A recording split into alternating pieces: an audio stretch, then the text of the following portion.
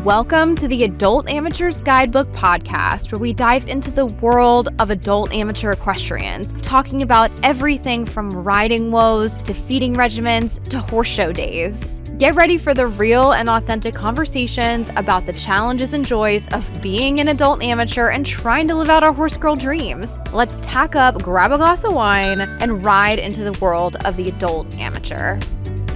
Welcome, welcome, welcome. This is Alexis. And Kelly. We are here, you guys. Do you think people watch us and think we're super cringe? Probably. Are you saying that I'm being cringy? No. I'm just saying that it's just like cringe in general just to be doing this. Kind of just talking to yourself, but to someone else. Yeah. This is the bracelet that I know, I've been staring at it. It's really so pretty. So one of my very good friends got me nice bracelet with my dog Ben passed away recently, and she got a nose print. It's a nose print and then the date of his passing on a bracelet. Aww. Where she comes up with this stuff, I honestly She's don't know. The most thoughtful human being. Not one person in this world is her. We both have a common mutual friend. Mm-hmm. That's what mutual and common means, but whatever. It's fine. She is a little bit of an older adult amateur where, obviously 30s and thriving. Yeah, so she's in her 60s? I think so. Yeah. And she is looking for her adult amateur horse right now. She currently is doing the 2-foot silver stirrup division, which you have to be 35 to enter as far as the state of Georgia goes. I'm not sure about other states. If it's different somewhere, I'd love to know if it was different other places. Yeah, me too. But she is currently leasing my old guy, who I love dearly, little Hanoverian gelding. But she is looking for something to call her own, and so she has been on the horse search. So I think this episode is going to be a fun and complicated and emotional episode about buying and selling horses. And really, since you and I have never sold anything because we're hoarders, let's really talk about the buying part. Right. Let's talk about the buying part. Now, so I had to sell. I never sold any of mine in high school. I know. But I traded them back in. It was I was trading in a car. Yeah. So my pony I traded into the guy that I bought it from, and then got my Justin. Yeah, I got Justin, my junior horse. And then, which I never really was a junior because, like I said, I bought him and then I found boys. But then when I was graduating high school, we just gave him to my trainer and she used him for lessons. And so I never had to he was there with me until he passed. So I've never really had to sell anything. No. And my pony, I would go visit all the time. And so it never was your pony's name? Tex. Oh, yeah. He was an Appaloosa. So cute. Yeah. So, and then we also recently bought babies together. Yes. So, you bought first. Mm-hmm. And then I accidentally bought a horse. Yeah. Well, I think let's start from the beginning. Let's start with our journey, and then because that was 2 years ago, and then kind of compare the horse market to what it is right now. Oh, yeah. Because it's very different. I feel like when you weren't even looking. I was not looking. So let's talk about you for a little bit. Because I wasn't looking, I think the situation is very different, but let's talk about kind of what struggles you had. Yeah. Because you had a horse previously that you were leasing who you loved and then got injured and came off lease. And at that point you were like, what do I do? Yeah. I want a horse that I can go and horse show and be successful at, but the money and the budget, what did your budget look like? Right. And what does being in that budget look like? Yeah. Well, and I think too, the other part of the puzzle is that I had Sonny, Sonny had a lateral collateral ligament injury. So he was off. He lived at your parents' house for almost a year, full year. Yeah. So while that was happening, I wanted to find something to lease, and I did lease something for almost a year. He got injured, and then I leased something else that I really loved, and then he got injured. Yeah. So I felt like I was in this downward spiral of it was that was a dark time. But So I knew I wanted to, after leasing twice and not working out, I was like, I just want to buy something. So I wasn't looking super serious at first, but the biggest struggle was that every time that you go on Facebook and you look at stuff, it was as if it was like Black Friday every day. Every single minute. It was wild. Like every horse that I loved, it was like, you gotta be on it. Like you can't. You have to buy them sight unseen. No vetting. Yeah. Like no wiggle room on the price. Like you just got to buy that. Like buy it from the video. And that is not how we were raised. No. We were raised to like, I know personally, like I would go to a sale barn or I would go to a trainer's friend's barn that had multiple sales horses or, you know, multiple clients that were selling or whatever. And you would ride like 5 horses in the day and be like, okay, well, I liked this one or that one. And they were all already in budget. Right. They were all like, you know, kind of ready to go for you. And now, no. No. And I think it's interesting too, because so I also think that we need to kind of preface that we're talking mostly about, you know, hunter jumpers in the English world. Yeah. So, you know, we can only speak to that because we don't know about really anything else, any other disciplines. So if you guys are struggling with any of, you know, similarities or differences, like let us know because we would love to know. But if you guys are experiencing something different, send it over this way. But so the problem was that maybe back then, you know, we're talking like 15, 20 years ago. Yeah, that's true. God. You know, like a long time ago. Yeah. And so I think, you know, maybe when you had a set budget, it was like these were the horses that you had available. Like the internet didn't really exist. No. And that like, you know, people would be like, oh, you know, like be weird about pricing or like not be upfront about pricing or, you know, just be kind of like a little bit sketchy sometimes. It was very like word of mouth, who you knew, and like just blind trust. Yeah. In trainers and owners. 100%. And sales barns. Yeah. And whatever. It was all about like who you knew, like you said, like all about the relationships. And so now, you know, when I started looking, I was looking locally at first. And then, you know, you kind of just realized you had to expand your horizons a little bit. Yeah. You weren't going to find something like down the street. It was going to be a little bit, you know, further of a drive. So I went and looked at a couple horses down like south of Atlanta. Did you? Oh yeah, I forgot. Me. Yeah. And I actually really, really loved one. And it just was out of my price range. And I should have never sat on it. Because I knew like the price was like. Did we know that she was? I don't know if I don't think we knew that the price was as high as it was, and so you know I knew my budget was going to be around 10,000, like max 15. Yeah, and that's not a big budget, so I'm very well aware of that, and I have like no shade. So no shame. Like if.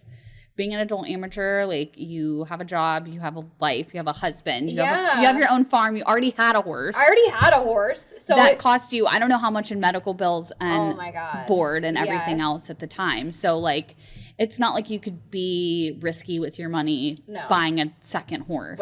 Right. So it just was, that was my price range. So I knew I was going to go for something young. That was the plan. So, but she really, really was amazing. This little gray mare that I tried, I was obsessed with her. She was so nice.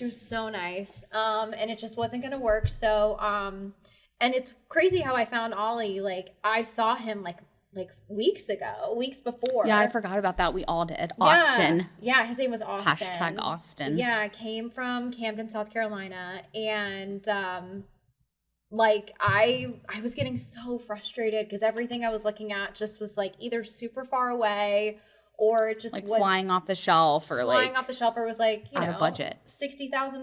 Yeah. So I was like, I remember seeing this little bay horse and he was like really tiny and like really like fine looking. And I was like, I think he would be, you know, I'd like to go see him. So we did.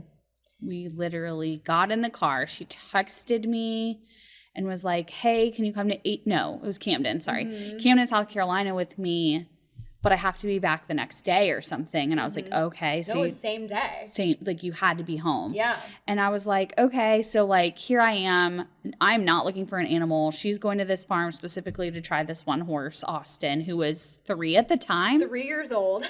And I'm like, I don't know. We did not take a professional with us, which was like, I don't know, a good decision, bad decision. Whatever. But they did have a professional there. Yeah, true. Yeah. But we went and got in the car, and I like have never sat in so much traffic and been in the car for so long. Okay, let me just like pause for just this like a sidebar. Anytime you get Alexis to go on a road trip, it's like hell. I mean, for the other person. It is like hell is freezing over because she does not like going on car rides. We drove to Devon from Georgia to Pennsylvania one time with our other very good friend. And she backed out. She almost tried to back out like 30 times. I cried because I didn't want to go. That's just me. Like, I don't want to go do things. I cry about it. And then I go and I have this best time ever. Oh my God. So she was like already sour. Like, I knew she wanted to go, but like I knew she was also sour about it. I was like, can't we fly and like be done? Oh, so anyways, but we got there and he was tiny. He was like a little. He was 3. He was 3 years old, and like he had a fake tail in. Oh, they both did. They both had a fake tail because they like had no tails. They were like little stubbies. Yeah, because they were like 30 days under saddle. That was it. Like, why?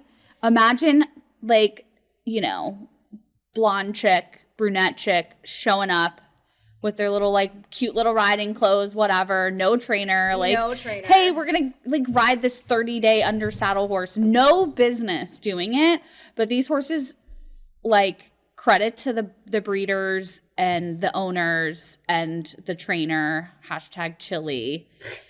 I mean, they were broke. So broke. I mean, for them to like let us get on them, and did I get on Ollie? Yeah. Yeah, I did. Yeah. And like neither of them tried to kill us or anything. Yeah. I think, you were the one that got him to pick up. Remember, he wouldn't pick up the right lead trainer, and you finally got him to do it? Yeah. And so then we rode Ollie, and I was like, I'm obsessed with him. I really love him. And then they were like, well, we have this 2-year-old. And like, I've never ridden a 2-year-old in my life. No. I was like, what? And they were like, no, like, the breeder was like, no, like, he's super nice. He's going to be really fancy. You know, and I was like, I mean, okay. I mean, he comes out, he's beautiful. He's like gorgeous. Like stunning. As if like Zac Efron was a horse or something. Oh. Okay, what do you like? I don't know, like Channing Tatum. Channing Tatum. If Channing Tatum was a horse. I mean, like, just so gorgeous and big and just like, and I was like, this horse is 2? 2. I'm like, damn. And he was big. He was big. He was big. He's a big boy. Yeah.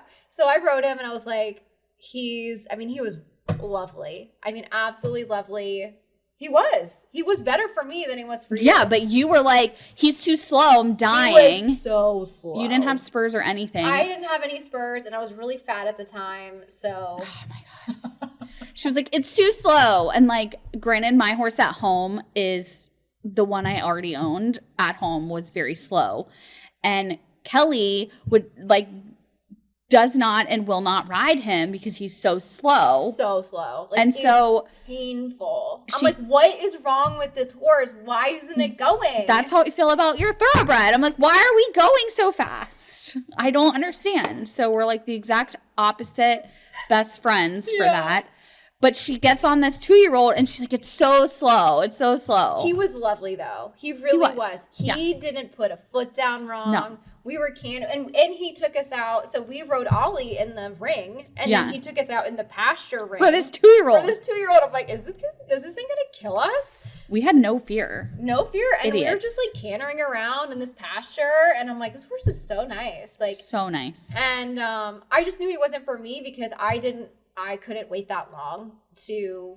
Like, I wanted to be showing, and I wanted to like go and do things, and like I wasn't gonna wait 2 more years. Like, Sonny would have been like ready to go by then. Yeah, I might as well just like not buy anything.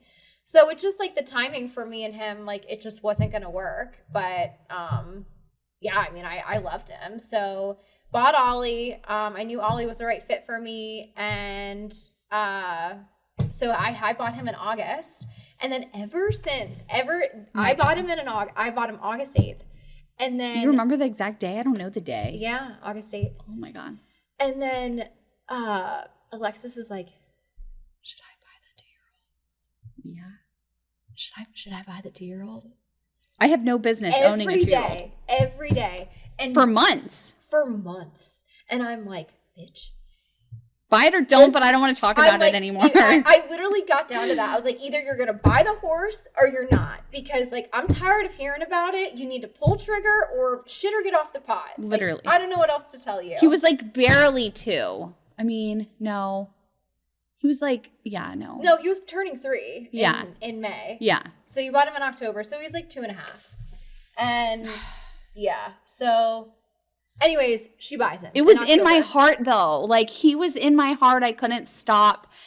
To be fair, the day I rode him, he pissed me off. Oh, man. We should plug in some content from that. No, I was so angry. It was like 90-degree heat. I get on this 2-year-old, and now, like, 2 people had already ridden him. So the trainer, and then you, and then I get on 3rd, and he's like, I'm 2. I don't know what I'm doing. He just, like... why are all these strangers getting on me? And instead of like being a dick and trying to kill me, he literally just stopped and put all 4 feet like on the ground and was like, I stop here and we're done. I love how like right now in this moment, she's like, he just stopped. And it was so sweet. In the moment she turned around, her face was as red as a freaking apple. And she was pissed. I was like, how do I make it walk? You could see the anger in her face. Like, I have this video of her and she's just, and you could just.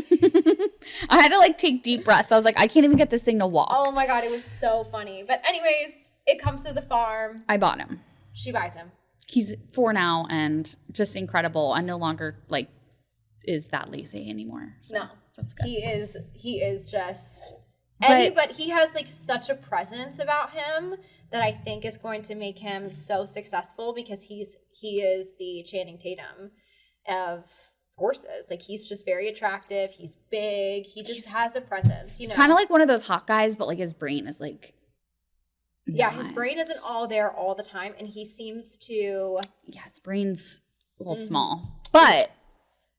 I mean, he's only 4. It's fine. Yeah. Okay, so let's talk about. Okay, so you were lower budget. Lower budget. And what was... no shame in that. No. We're all here for it. Yeah. What were your, like... what were you seeing when you were looking on the market? Like, I know it took you, like, a while to find Ollie, and then once you found Ollie, it kind of clicked into place. Yeah. But, like, what was in that budget? So... what did you see on Facebook? Honestly, it's so tough on here because, like, I don't want to be disrespectful or, like, rude or anything. But, like... It was almost like exactly what I found. I mean, it was like horses that were 30 days under saddle or like that are super young or horses that are broken that have had extensive show careers and they needed, someone to essentially be like geriatric care. Yeah. And that was tough, like that was really hard because it's, being an adult amateur and taking on a baby is like, we're not in the phase of our life anymore where you have a lot of pride and you're like, oh, I can do this myself. I'm like, no, I'm done with that. Like I have and maybe some of you are in that phase still and that's totally fine too. They probably ride better than us. Honestly, yeah. Probably. I mean, no shame. We ride great, but like, yeah, but like, it's just, I enjoy horses. Like I enjoy riding them, but I want to enjoy them. And I think I just had I went through the shits with Sunny. And I was like, he was a 10-year-old who was still not broke. Yeah. And so I was like, I'm over this. Like, I have seen all the mistakes that I've made with Sunny, and I don't want to do it again. I don't want to have a 10-year-old horse that's not broke. Yeah. And so, I have no issue putting pride aside. But, yeah, so that's really what I was finding when and I think the huge piece of this puzzle too is I knew exactly what breed I wanted. You did not want a thoroughbred, right? Because you already had one. I did not want a thoroughbred. Okay. And I did not want a warm blood. I wanted an appendix or a quarter horse. So I was really staunch in that because I had, again, I think it's when you have I don't have children, but when you have your first kid and either it's going to be really, really good and you're scared to get another one or you know, create another one, or he's going to be kind of bad and you're like, okay, well, I know like the mistakes that I made with this one, so I don't want to make those same mistakes again. So that's how I felt. Like, I love Sunny to death. Like, he's my heart horse, but like in terms of like all of the shit that we went through, I just wanted something easy. Yeah. So let's fast forward to now.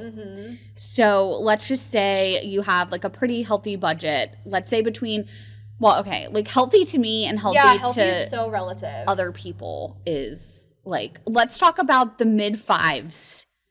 So like 50. Era. Okay. Okay. Like when people say mid-5s, cut the shit, okay? Like literally cut the shit. What do you mean by mid-5s? Like low mid-5s.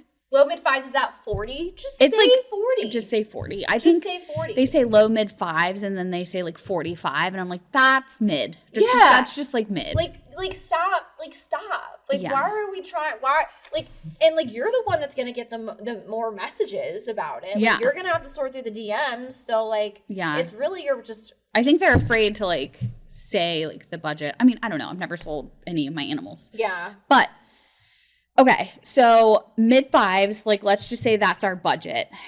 I feel like that's a pretty, for me, like a local horse budget. You know, like a nice warm blood maybe that's taking a step back or like has been like a 3-6 horse, a junior horse, and is maybe taking steps to become a 2-6 horse.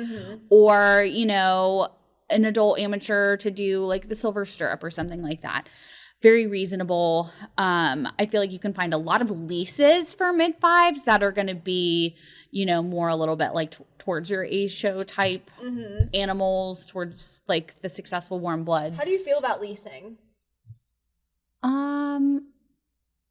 You've leased? That's like a whole. I know it's like a whole episode, but like just like a brief synopsis. Like what is your like immediate thought? Would you lease again? Yes or no? Yes. Okay. I would. I would do it too. Yeah. Cool. I would. Anyways. Right, keep going. So, okay. Like what is out there for mid-5s for an older adult amateur? We have a friend that's looking. Right. So she is having a lot of issues because. She also just came off too. What? Well, she just fell off recently. So she did. Even like more stressed. Yeah. So she has like, you know, you get used to riding what you're used to riding, and then you have to kind of go out into the world and try these strangers' horses. You don't know their background. You don't know where they've come from. You know, what are their medical histories? It's a scary process. What's their training history? And like, you know, like how many times have I tried something? I actually bought my first horse for very, very low budget in like the early 2000s. I feel like that could be a whole episode in and of itself. I know. About her. And she was like nothing. I tried her and she was an angel. I got her home and she was like a feral wild beast. So it's like that's another component that you're looking into when you're buying 100%. A horse. And I think too, a huge component of this is that like how involved is your trainer? Yeah. You know, because we've talked a lot about this. Like how involved is your trainer? Because when I was trying horses as a junior, it wasn't like, hey, like it was kind of just like, this is your horse. Like, this is the horse we've selected for you. Yeah. And, like, I would go ride it and, like, make sure it was fine. Like, make sure you didn't die. But they're like, okay, well, this is it. Yeah. So it was, like, I did go, like, horse shopping, like, one time at Joe Beard's. Yeah. But, I mean, it wasn't anything. I think I rode, like, 2 horses, maybe. Yeah. But when I got my pony, like, it was like, this is your pony. Yeah. You don't have any options. Like the options now are there's so many options. Yeah. They fly off the market. I know like from personal experience, like you're messaging people constantly, like like budget or like price video, you know, and like I'd love to have a seller's perspective on the market. I would love that too. And know what that's like. So first you're starting your search on Facebook. You're starting your search with your trainer's friends. Like, does your trainer know anybody that has anybody? Right. Like, are you going local? Are you willing to travel? Yeah, like our good friend went to, where did she find her? Where did I think it was like Montana or like crazy. Wyoming or something. Yeah. Like she was willing to travel, and so she did and found her perfect horse. And that worked for her because she was willing to travel. But, you know, as an adult amateur, you sometimes, like, you have work, you have kids, you can't go traveling, and you just hope that the horse kind of falls into your lap locally. And so, you know, you talked about traveling to Camden. That's only 4 hours away versus like flying to try these animals. Right. And sometimes, you know, trainers, I'm sure, will just go for the client. Yeah. And, you know, just go and say, you know, yay or nay, like the client can ride it or not. Yeah. But yeah, and then, you know, I tried to buy a third horse one time. I remember. Guys, one time I had a brief 2-year-old mental breakdown and tried to buy a 2-year-old. And God was like, no. And your husband and me and like everybody was like, no, but it took like a vetting for you to back down. So, I mean, and because it wasn't sound. Yeah. And that's another thing. Like so let's just say like you're traveling or you're staying local. If you're staying local, you're probably waiting like, I don't know, more than a year to find the right horse because they don't just come up like that locally. Or you're traveling to find your horse. You find the horse that you're like, oh my God, this is it. Like, I can ride it. It's not going to kill me. You know, it swaps its leads, does everything I wanted to, and it has a show career. And like, this is an affordable budget. Or maybe I'm willing to go a little bit over budget for this animal. And then you have to vet it. And I just know, like, the sleepless night before the vetting, paying for the vetting. You're like literally in the vetting. You're talking to the vet. You're standing in front of this horse that you want so badly.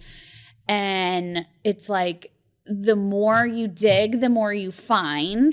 Yes. But then the less you dig, the more anxious you are that something's going to go wrong in the future when you're spending all this money. And so it's just like buying a horse now.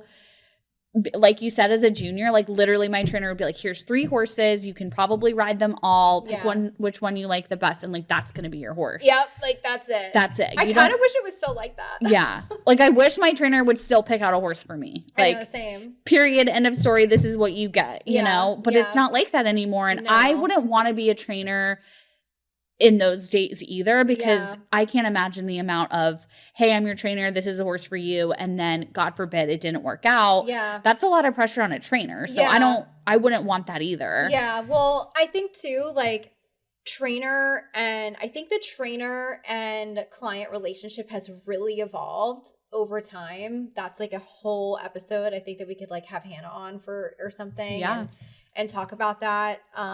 Because I think that, as we know, I do the adult amateur character, and I think that it's so interesting because adult amateurs now have so much more of an opinion. They have so much more of an opinion, where I feel knowledge. like this before. I feel like when we were younger, and, you know, like when Darlene was, you know, our age, and, you know, and you just like dealt with things. Like, you didn't really challenge your trainer. No. You didn't really like, you didn't really do the things that happen now.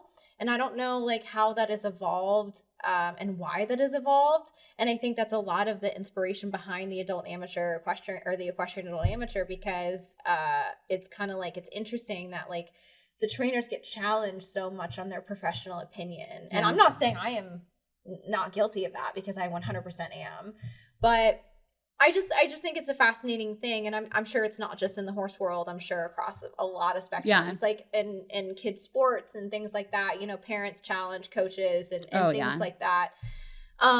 So I think this whole topic of just, you know, buying horses in general, like making sure that you have a really strong, you know, trainer relationship so that they can guide you. I would say something that's huge for me that I would suggest is like a vet that you love. 100%. Have a vet that you trust. Have a vet that worked with you and has worked with you in the past, knows you, knows what you're looking for, can look at an animal and say, like, this horse can sustain the career that you want, and this other horse cannot. Yeah. And really trust in their expertise and listen to them. If they're giving you the advice that they're giving you, just listen to them. ultimately you're the one that decides if you pay the money for the animal, at what you can live with in a vetting. A vetting is just the opportunity for a vet to find things and tell you them, and it is your opportunity to take that information and make a decision, and you see what you can live with. But I think having a vet that you trust, and not necessarily getting like the vet that the animal, like wherever the animal came from, like using their vet, using a third party vet that you have a relationship with is always a good piece of advice. Yeah. You know? And I think vetting could just honestly be a huge conversation in and of itself. Yeah. It's a lot. Yeah. Yeah. So if you guys have any questions, comments, like conversations around this, I think is always really great. We're always looking to like, again, hear about y'all's experiences, because we've had some crazy ones. Drop them in the comments. Let us know. Yes. You know, your experiences, what you want to hear, kind of agree, disagree. We're open to anything. If you guys, and other disciplines too. Yeah. You know, like in the Western world, I think is so cool. Oh my God. Their horses are cool. Talk about like money and training and dedication and athletes. Yeah. Crazy. And so we just want to hear from you guys. That was kind of a little bit about our story. It was kind of, you know, mingled in there with kind of experiences that we've had, but we want to hear your experiences. Yeah, absolutely. And would you guys like to hear from a vet that does vettings, or would you guys like to hear from, you know, somebody that's actively shopping, or, you know, kind of what you guys would like to hear about based on this topic, and we can do like a part 2. Yeah, absolutely. So, all right. Check you guys later. Thanks for sticking. Bye. Well, friends, thank you for tuning in to another episode of the Adult Amateurs Guidebook podcast. We hope you enjoyed the discussion, as always, and be sure to like and subscribe for more real and authentic conversations about the struggles and triumphs of balancing life and horses. Until next time, cheers to adulting and happy riding, friends.